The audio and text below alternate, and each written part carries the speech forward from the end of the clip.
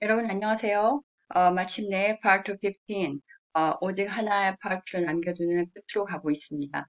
그동안 시청해주셔서 감사하고 끝까지 같이 해주시기를 부탁드립니다.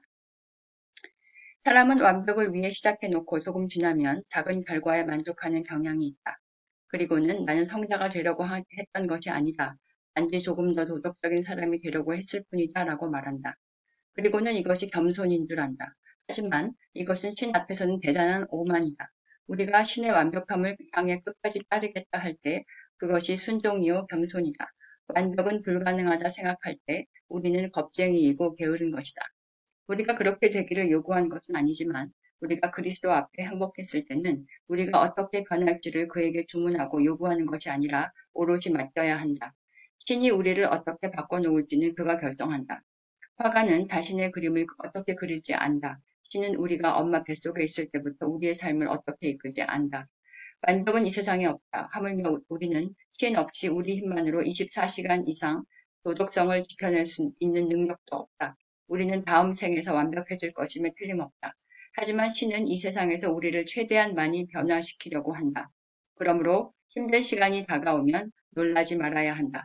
그런데 사실 문제는 우리가 크리스천으로서 착하게 살아가려 할 때 더 큰 어려움들이 다가온다.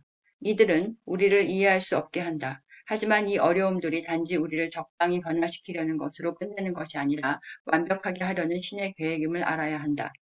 더욱 용감해야 하고 더욱 참을성 있어야 하고 더욱 사랑해야 하는 그런 상황들이 왜 필요한지 우리를 어리둥절하게 하지만 신은 우리를 어정쩡한 정도의 상태로 두지 않는다. 신은 내가 가졌던 집에서 완전히 다른 집을 지으려고 한다. 나는 단지 몇 가지만 고쳐서 살려고 했는데 신은 지붕을 뜯어내고 바닥을 새로 깔고 정원을 완전히 바꾼다. 내 집을 궁궐로 바꿀 계획처럼 보인다. 왜냐하면 신은 내 집에 와서 나와 함께 살려고 하기 때문이다.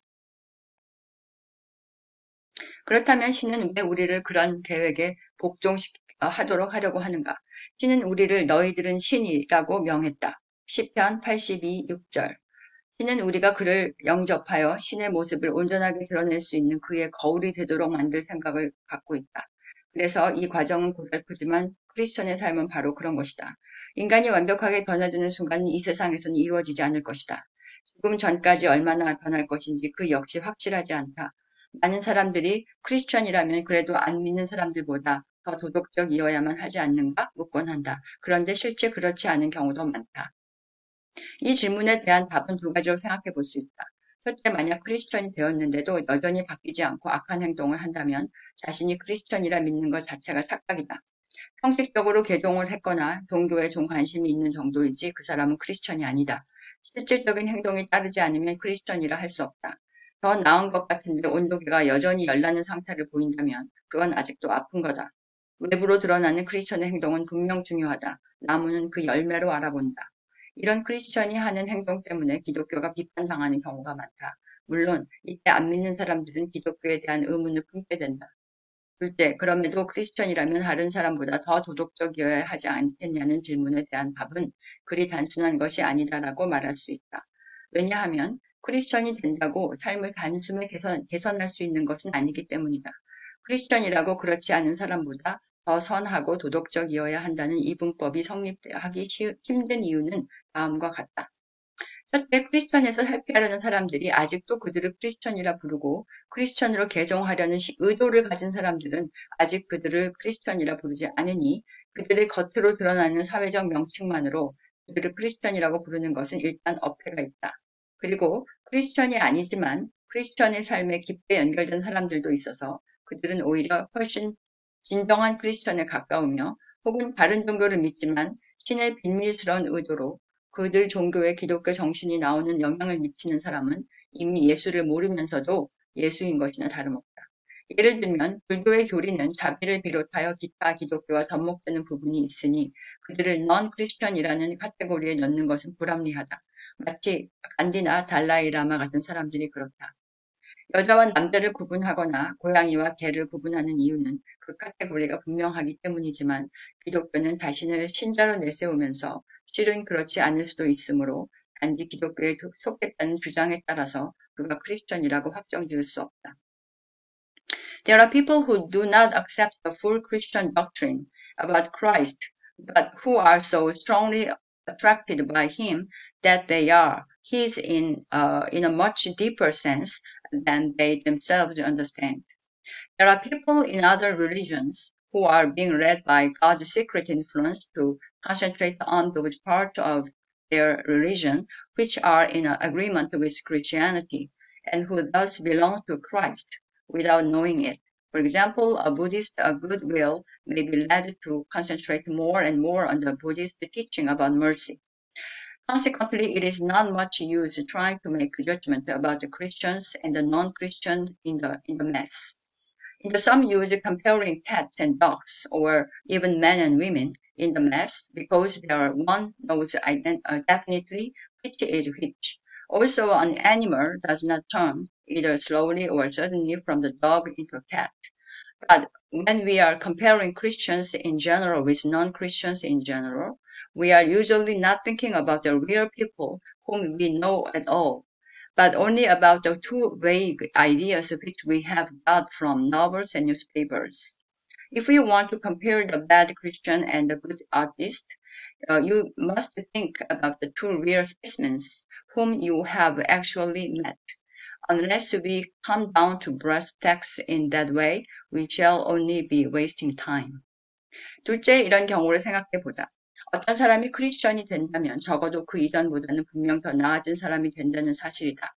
예를 들어 치약을 쓰면 안 쓰는 사람보다 이가 더 하얘질 것이고 보통 치약보다 특정한 치약을 쓰면 이가 더 하얘질 것이다. 그러므로 나쁜 성격을 타고난 사람이 크리스천이 되는 경우 좋은 성격을 타고 태어난 논 크리스천보다 비록 크리스천이라도 더 나쁜 성격을 보일 수 있다. 그 이유는 크리스천이 된 후 사람이 바뀌는 데 시간이 걸리기 때문이다. 즉시 완벽하게 바뀌는 것이 아니다. 마치 크리스천이라는 치약을 안 쓰는데도 이가 하얀 사람이 있는 것처럼 말이다. 하지만 그렇다고 해서 크리스천이라는 치약이 안 좋다고 말할 수 없다. 마치 크리스천인 이 씨가 크리스천이 아닌 김 씨보다 더 악하다고 해서 크리스천이 더 나쁜 사람이라고 말할 수 없다. 우리는 만약 이 씨가 크리스천이 안 됐더라면 얼마나 더 나쁜 말을 했을까? 혹은 만약 김 씨가 크리스천이었다면 얼마나 더 훌륭한 사람일까를 생각해 봐야 한다. 그러므로 우리는 누군가의 행동만을 보고 그를 비판도 칭찬도 할 수 없다. 우리는 그들이 어떤 성격을 타고났는지 어떤 삶과 배경을 가졌는지 모른다. 오직 신만이 우리 모두에 주어진 기본 성격과 배경, 재능, 그리고 노력과 의도들을 다 안다. 우리 모두에게는 자라난 혹은 타고난 배경이라는 것이 있다. 기독교는 그런 다른 배경의 사람들에게 그 주어진 각자의 출발점이 기준에서 바뀌도록 영향을 끼친다. 그러므로 누가 더 착한 행동을 한다고 그 사람에게 더 은혜가 간 것은 아니다. 나쁜 공장이 기계를 새로 갈면 금방 결과가 나타나지 않는다. 지켜봐야 한다. 좋은 공장이 기계를 갈았는데 생각보다 결과가 만족하지 않다고 실패한 것도 아니다. 어느 누구든 변화하는 과정과 속도가 다르므로 일시적인 결과만 판단할 것이 아니라 지속적으로 지켜봐야 한다. 그러므로 우리는 겉으로 드러나 보이는 모습만으로는 크리스천이 비크리스천보다 더 낫다, 덜 낫다를 판단할 수 없다. 그들은 변화되는 과정이고 특히 어떤 출발점에서 시작했는지를 고려해야 한다. 실은 겉으로 보기에 더 착한 김 씨가 덜 착한 이 씨보다 오히려 변화하는 모습이 더 더딜 수도 있다. 그리고 이것은 오직 신만 안다. 게다가 우리가 크리스천이 된다는 것을 오직 착한 사람이 되는 것이라고 목표라고 착각해서도 안 된다. 크리스천이 된다는 것은 나를 중심으로 생각하고 있는 내가 괜찮은 사람이라고 생각하는 것에서 철저히 회개하고 나와 그리스도의 손을 붙잡고 나를 비우고 그 대신 그 안에 예수를 채워넣는 것을 말한다. 이 씨가 예수를 믿고 김 씨만큼 착해졌다고 하자. 그럼 예수도 믿지 않고 착한 김 씨는 무엇인가? 착해지는 것이 인간의 목표라면 기독교를 꼭 믿지 않아도 된다는 말이 아닌가? 그렇다면 김씨는 신을 믿을 필요가 없어진다. 하지만 본래부터 착한 김씨에게도 구원이 필요하다. 우리 모두에게 구원이 필요하다. 착하든 안 착하든 모든 사람은 자신을 버리고 하나님 앞으로 회개하여 자신 안에 예수를 채워 넣어야 한다. 이것은 모두에게 어렵다. 이것은 바로 우리 모두가 죄인이라는 증거다. 자아를 버리기 싫어하는 것, 그것이 바로 죄이기 때문이다. 신은 어떤 사람에게 준 좋은 성품에서 나오는 선행만으로 그를 판단하지 않는다. 욥이 그랬던 것처럼 만약 그에게 나쁜 일만 생기도록 한다면 그의 좋은 성품도 바닥이 난다. 마치 착한 사람을 치장하던 좋은 옷들도 다 벗겨놓고 보면 악한 인간과 별 차이 없는 것과 같다. 우리가 타고난 것, 소유한 것, 그 모든 것들은 신이 준 것이다. 어느 누구도 자기 것이라고 자랑할 수 없고 또한 누가 나쁜 성격을 가졌다고 혹은 비천하다고 무시할 수 없다. 크리스천은 그런 타고난 것을 갖고 비교하지 않는다.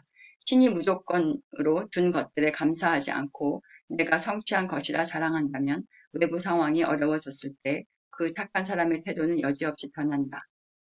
신은 준 달란트나 천성을 통하여 사람들이 누가 더 착하게 혹은 뛰어나게 사는지보다 어떻게 자신을 비워 그 천성을 기반으로 예수의 모습으로 갈고 닦아 그에게 회개하는지에 더 집중한다.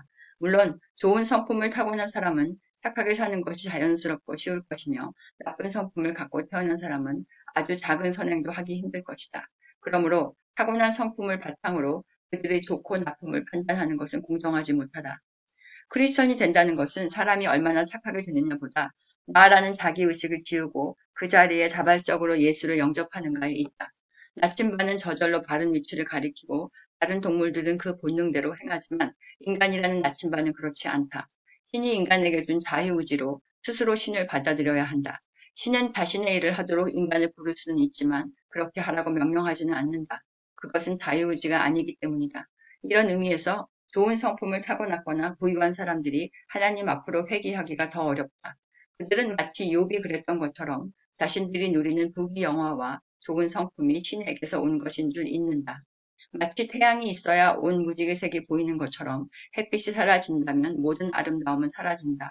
신으로부터 많이 받은 사람은 그 아름다움이 창조주 덕분에 존재하는지 모르고 자신의 것인 줄 착각하고 신 앞에 귀속하는 것을 늦출 가망성이 높다. 하지만 현명하게 깨닫고 신에게 엎드린다면 신이 그에게 준 모든 것이 그의 것이 된다. 우리가 우리의 것을 신께 돌릴 때 비로소 신은 우리에게 부여한 재능을 그의 창조적인 능력으로 재창조할 수 있다.